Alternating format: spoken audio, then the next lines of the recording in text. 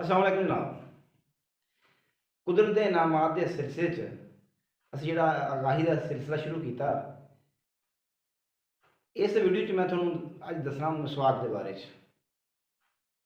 नबी पाक नूं मसवाक दी खुशबू बहुत पसंद सी। आपने कई मौके ते इहदा इज़हार फरमाया कि मैनूं मसवाक ते खुशबू बहुत पसंद है। हर जेह्ड़ा जी शूर इंसान है ना, वो सफाई तहारत नूं पसंद करदा। साढ़े ਜਿਹੜੀ ਮੂੰਹ ਦੀ ਪਾਕੀਜ਼ਗੀ ਹੈ ਨਾ, ਕਿ ਅਸੀਂ ਖੁਰਾਕ ਖਾਂਦੇ ਹਾਂ, ਉਹ ਖੁਰਾਕ ਸਾਡੇ ਦੰਦਾਂ 'ਚ ਫਸਦੀ ਹੈ। ਉਹ ਥੋੜ੍ਹੀ ਦੇਰ ਫਸੀ ਰਹੇ ਨਾ, ਘੰਟਾ 2 ਘੰਟੇ, ਅਤੇ ਉਹ ਗਲ ਜਾਂਦੀ ਹੈ। ਗਲਣ ਤੋਂ ਬਾਅਦ ਉਹ ਗਲਤ ਕਿਸਮ ਦੀ ਸਮੈਲ ਯਾਨੀ ਕਿ ਬਦਬੂ ਪੈਦਾ ਹੁੰਦੀ ਹੈ। ਉਹ ਬਦਬੂ ਨਾ ਸਿਰਫ ਬੰਦੇ ਨੂੰ ਨਾਗਵਾਰ ਗੁਜ਼ਰਦੀ ਹੈ, ਬਲਕਿ ਕੋਲ ਬੈਠਿਆਂ ਨੂੰ ਵੀ ਨਾਗਵਾਰ ਗੁਜ਼ਰਦੀ ਹੈ। ਅੱਲਾ ਨੇ ਇਸ ਸਫਾਈ ਲਈ ਨਾ ਮਿਸਵਾਕ ਨੂੰ ਸਾਡੇ 'ਤੇ ਇਹ ਫਰਜ਼ ਹੀ ਕੀਤਾ ਹੈ ਕਿਸਮ ਦਾ, ਕਿ ਮਸਵਾਕ ਸਾਡੇ 'ਤੇ ਵਾਜਬ ਕਰਤੀ ਆ ਕਿ ਜਿਹੜਾ ਬੰਦਾ ਖਾਣੇ ਤੋਂ ਬਾਅਦ ਮਸਵਾਕ ਕਰੇਗਾ, ਉਹਨੂੰ ਅੱਲਾ ਕੀ ਕੀ ਇਨਾਮ ਦੇਵੇਗਾ। ਇਹ ਮਸਵਾਕ ਹਰ ਇਨਸਾਨ ਨੇ ਆਪਣੇ ਫਾਇਦੇ ਲਈ ਕਰਨੀ ਹੈ, ਆਪਣੇ ਫਾਇਦੇ ਲਈ ਕਰਨੀ ਆ। ਲੇਕਿਨ ਇਹ ਅੱਲਾ, ਇਹ ਅਸੀਂ ਆਪਣੇ ਫਾਇਦੇ ਲਈ ਕੰਮ ਕਰਦੇ ਹਾਂ, ਇਹਦੇ 'ਚ ਅੱਲਾ ਸਾਨੂੰ ਇਨਾਮ ਦਿੰਦਾ। ਉਹ ਇਨਾਮ ਕਿਹੜੇ ਕਿਹੜੇ ਆ? ਮਿਸਵਾਕ ਕਰਨਾ, ਸਭ ਤੋਂ ਪਹਿਲੀ ਗੱਲ ਤਾਂ ਇਹ ਕਿ ਦੰਦ ਮਜ਼ਬੂਤ ਹੋ ਜਾਂਦੇ ਆ, ਮੂੰਹ ਦੀ ਬਦਬੂ ਖਤਮ ਹੋ ਜਾਂਦੀ ਆ। ਸਾਡੇ ਮਸੂੜੇ ਜਿਹੜੇ ਆ, ਇਹ ਸਾਡਾ ਖੁਰਾਕ ਦੇ ਜਿਹੜੇ ਜ਼ਰਾਤ ਦਾ ਫਸਣ ਦੀ ਵਜ੍ਹਾ ਨਾਲ ਨਾ, ਉਹਨੇ ਖਲਾ ਪੈਦਾ ਹੁੰਦਾ। ਜਦੋਂ ਉਹ ਜ਼ਰਾਤ ਖੁਰਾਕ ਦੇ ਫੁੱਲਦੇ ਆ, ਉਹ ਖਲਾ ਵੱਧ ਜਾਂਦਾ, ਜਿਹਦੀ ਵਜ੍ਹਾ ਨਾਲ ਦੰਦਾਂ 'ਚ ਸਾਡੇ ਵਿਰਲ ਪੈ ਜਾਂਦੀ ਹੈ, ਮਾਸ ਖੋਰਾ ਬਣ ਜਾਂਦਾ। ਅਗਰ ਅਸੀਂ ਮਸਵਾਕ ਕਰਾਂਗੇ ਖਾਣੇ ਤੋਂ ਬਾਅਦ, ਅਤੇ ਉਹ ਸਾਡੇ ਜਿਹੜੇ ਨਾ ਖੁਰਾਕ ਦੇ ਜ਼ਰਾਤ ਦੰਦਾਂ 'ਚ ਅਟਕੇ ਹੋਣਗੇ, ਮਸਵਾਕ ਉਹਨੂੰ ਖਾਰਜ ਕਰ ਦੇਗੀ। ਉਸ ਤੋਂ ਬਾਅਦ ਕੁਰਲੀ ਕਰਾਂਗੇ, ਮੂੰਹ ਸਾਫ਼ ਹੋ ਜਾਏਗਾ। ਇਸ ਲਈ ਹਰ ਨਮਾਜ਼ ਨਾਲ ਜੋ ਅਸੀਂ ਵਜ਼ੂ ਕਰਦੇ ਹਾਂ ਨਾ, ਸਾਨੂੰ ਮਸਵਾਕ ਲਾਜ਼ਮੀ ਕਰਨੀ ਚਾਹੀਦੀ ਹੈ। ਇਹਦੇ ਨਾਲ ਕੀ ਹੋਏਗਾ ਕਿ ਸਾਡੇ ਕਦੇ ਵੀ ਦੰਦਾਂ ਨੂੰ ਕੀੜਾ ਨਹੀਂ ਲੱਗੇਗਾ। ਗੱਲ ਯਾਦ ਰੱਖਿਓ, ਸਾਡਾ ਦੰਦਾਂ ਦੁਖੇਗਾ ਨਹੀਂ, ਮਸੂੜੇ ਖਰਾਬ ਨਹੀਂ ਹੋਣਗੇ, ਦੰਦਾਂ ਦੀ ਉਮਰ ਦਾਇਮੀ ਹੋ ਜਾਏਗੀ। ਜਿੰਨੀ ਦੇਰ ਤੱਕ ਇਹ ਸਾਡੇ ਸਾਂਸ ਚੱਲਦੇ ਰਹਿਣਗੇ, ਸਾਡੀ ਜ਼ਿੰਦਗੀ ਦੀ ਡੋਰ ਚੱਲਦੀ ਰਹੇਗੀ, ਦੰਦ ਸਾਡਾ ਸਾਥ ਦੇਣਗੇ। ਬਸੂਰਤ ਦੀਗਰ, ਅਗਰ ਅਸੀਂ ਮੂੰਹ ਦੀ ਸਫਾਈ ਨਹੀਂ ਕਰਾਂਗੇ, ਨਾ ਸਿਰਫ ਮੂੰਹ 'ਚ ਤਾਫਨ ਪੈਦਾ ਹੋਏਗਾ, ਬਲਕਿ ਸਾਡੇ ਦੰਦ ਵੀ ਹਿੱਲਣਗੇ ਪੈਣਗੇ, ਕਮਜ਼ੋਰ ਹੋ ਜਾਣਗੇ, ਉਹ ਗਿਰ ਜਾਣਗੇ। ਜਿਹੜੇ ਦਿਲ ਦੇ ਮਰਜ਼ ਅੱਜ ਕੱਲ੍ਹ ਆਮ ਬਣ ਗਏ ਆ, ਦਿਲ ਦੇ ਅਮਰਾਜ਼ ਲਈ ਮਸਵਾਕ ਇੰਤਹਾਈ ਅਹਿਮ ਚੀਜ਼ ਆ। ਲਗਾਤਾਰ ਮਸਵਾਕ ਕਰਨ ਵਾਲਿਆਂ ਨੂੰ ਕੋਈ ਦਿਲ ਦਾ ਆਰਜ਼ਾ ਲਾਹਕ ਨਹੀਂ ਹੁੰਦਾ। ਅਮੂਮਨ ਲੋਕਾਂ ਨੂੰ ਗਲੇ ਦਾ ਕੈਂਸਰ ਬਣ ਰਿਹਾ, ਟਾਂਸ ਦੀ ਬਿਮਾਰੀ ਬਣਦੀ ਹੈ।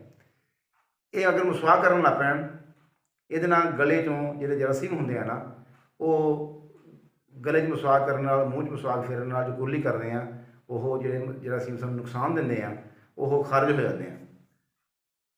ਮਸਵਾਕ ਇਹ ਸਾਡੀ ਨਿਗਮ ਤੇਜ਼ ਕਰਦੀ ਹੈ। ਜਿਹੜੇ ਲੋਕਾਂ ਨੂੰ ਕੇਰਾ, ਇਹ ਗੱਲ ਬੜੀ ਅਹਿਮ ਆ, ਕੇਰੇ ਵਾਲੇ ਹਜ਼ਰਾਤ ਜਦੋਂ ਵੀ ਕੋਈ ਚੀਜ਼ ਖਾਣ, ਪਾਣੀ ਪੀਣ, ਖਾਣਾ ਖਾਣ, ਹੋਰ ਫਰੂਟ ਖਾਣ, ਉਹ ਮਸਵਾਕ ਲਾਜ਼ਮੀ ਕਰ ਲੈਣ, ਉਹਦਾ ਕੇਰਾ ਖਤਮ ਹੋ ਜਾਏਗਾ। ਦਵਾਈ ਦੀ ਕੋਈ ਲੋੜ ਨਹੀਂ ਹੈਗੀ, ਕਿਉਂਕਿ ਇਹ ਸਾਡੇ 'ਤੇ ਅੱਲਾ ਦੇ ਨਬੀ ਨੇ ਇਹ ਸਾਨੂੰ ਦੱਸਿਆ ਕਿ ਮਸਵਾਕ ਤੁਸੀਂ ਕਰੋ। ਲਿਹਾਜ਼ਾ ਇਹਦੇ ਦਾਇਮੀ ਫਾਇਦੇ ਆ। ਮਸਵਾਕ ਕਰਨ ਨਾਲ ਸਾਡੇ 'ਤੇ ਅੱਲਾ ਜਿਹੜੇ ਇਨਾਮ ਇਕਰਾਮ ਕਰਦਾ ਨਾ, ਮੈਂ ਤੁਹਾਨੂੰ ਉਹ ਬਿਆਨ ਕਰ ਰਿਹਾ। ਮਸਵਾਕ ਤੁਸੀਂ ਸਾਡੇ ਜਿਹੜੇ ਆਮ ਦਰਖਤ ਹੈਗੇ ਨਾ, ਨਿੰਮ, ਉਹਦੀ ਮਸਵਾਕ ਸਭ ਤੋਂ ਅਹਿਮ ਆ। ਜੋ ਇੱਕ ਚੀਜ਼ ਪਾਈ ਜਾਂਦੀ ਹੈ ਪੇਸਟ ਦੇ ਵਿੱਚ, ਉਹ ਸਾਡੇ ਨਿੰਮ ਦੀ ਮਸਵਾਕ 'ਚ ਪਾਈ ਜਾਂਦੀ ਹੈ।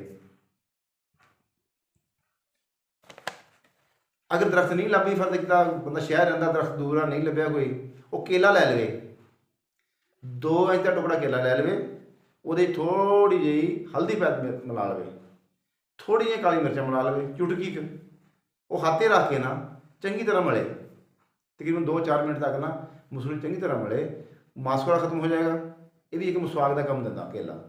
ਕੇਲੇ 'ਚ ਜੋ ਸਾਡੇ ਇੱਕ ਪੇਸਟ ਪਾਇਆ ਜਾਂਦਾ ਨਾ, ਉਹ ਹਰ ਚੀਜ਼ ਕੇਲੇ 'ਚ ਅੱਲਾ ਨੇ ਖੁਦ ਪਾਤੀ ਹੈ। ਅਤੇ ਜਿਹੜੇ ਸਾਡੇ ਨਾ ਵਸਵਸੇ ਆਉਂਦੇ ਆ, ਸਾਡੇ ਬੁਰੇ ਖਿਆਲ ਪੈਦਾ ਹੁੰਦੇ ਆ, ਸ਼ੈਤਾਨ ਸਾਡੇ 'ਤੇ ਹਮਲਾਵਰ ਹੁੰਦਾ, ਸਾਡੇ ਖਿਆਲਾਤ ਨੂੰ ਮੁੰਤਸ਼ਿਰ ਕਰਦਾ।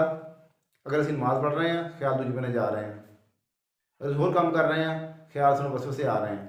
ਇਹ ਵਸਵਸੇ ਦੂਰ ਕਰਨ ਦਾ ਬਿਹਤਰੀਨ ਹੱਲ ਮਸਵਾਕ ਆ। ਜਿਹੜੇ ਲੋਕਾਂ ਦੀ ਨਿਗਾਹ ਕਮਜ਼ੋਰ ਆ ਉਹ ਲਗਾਤਾਰ ਮਿਸਵਾਕ ਕਰਨ। ਹਰ ਨਮਾਜ਼ ਤੋਂ ਬਾਅਦ 15-20 ਮਿੰਟ ਦਾ ਲੰਬਾ ਸਜਦਾ ਕਰਨ। ਇਨਸ਼ਾਅੱਲਾ ਉਨ ਲੋਕਾਂ ਦੀ ਨਿਗਾਹ ਬਿਲਕੁਲ ਸਹੀ ਹੋ ਜਾਏਗੀ, ਕਿਉਂਕਿ ਸਜਦਾ ਕਰਨ ਨਾਲ ਜਿਹੜਾ ਸਾਡਾ ਦੌਰਾਨੀ ਖੂਨ ਹੈ ਨਾ ਉਹ ਦਿਮਾਗ ਵੱਲ ਜ਼ਿਆਦਾ ਆਉਂਦਾ, ਸਾਡੇ ਨਾਲ ਸਿਰ ਵੱਲ ਗਰਦਿਸ਼ ਕਰਦਾ, ਜਿਹਦੀ ਵਜ੍ਹਾ ਨਾਲ ਸਾਡੀਆਂ ਨਾੜਾਂ ਰੁਕ ਜਾਂਦੀਆਂ, ਦੇਖਣ ਵਾਲੀਆਂ ਮਰੀਜ਼ਾਂ ਹੈਗੀਆਂ ਉਹ ਖੁੱਲ੍ਹ ਜਾਂਦੀਆਂ, ਸਾਡੀ ਨਿਗਾਹ ਠੀਕ ਹੋ ਜਾਂਦੀ ਹੈ। ਜੇ ਲੋਕਾਂ ਨੂੰ ਫੇਫੜਿਆਂ ਦਾ ਮਰਜ਼ ਆ, ਫੇਫੜਿਆਂ ਦਾ ਮਰਜ਼ ਕਿਉਂਕਿ ਸਾਡਾ ਜਿਹੜਾ ਨਿਜ਼ਾਮ ਹੈ ਤਨਫਸ ਦਾ ਨਾ, ਸਾਂਸ ਲੈਂਦੇ ਹਾਂ ਅਸੀਂ, ਅਗਰ ਮੂੰਹ 'ਚ ਤਫਨ ਹੈਗਾ, ਮੁਸਲੇ ਅਸੀਂ ਖਾਣਾ ਖਾਣ ਤੋਂ ਬਾਅਦ ਮਿਸਵਾਕ ਨਹੀਂ ਕਰਦੇ, ਇਹ ਮੂੰਹ ਦੀ ਸਫਾਈ ਨਹੀਂ ਕਰਦੇ, ਉਹ ਗੰਦੀ ਆਕਸੀਜਨ ਮਿਲ ਕੇ ਸਾਡੇ ਆਬੋ ਹਵਾ ਅੰਦਰ ਜਾਂਦੀ ਆ, ਜਿਵੇਂ ਸਾਡੇ ਫੇਫੜਿਆਂ ਦਾ ਮਸਲਾ ਬਣਦਾ। ਮਿਸਵਾਕ ਕਰਨਾ ਬੰਦੇ ਦੇ ਫੇਫੜਿਆਂ ਦਾ ਮਸਲਾ ਬਿਲਕੁਲ ਹੱਲ ਹੋ ਜਾਂਦਾ।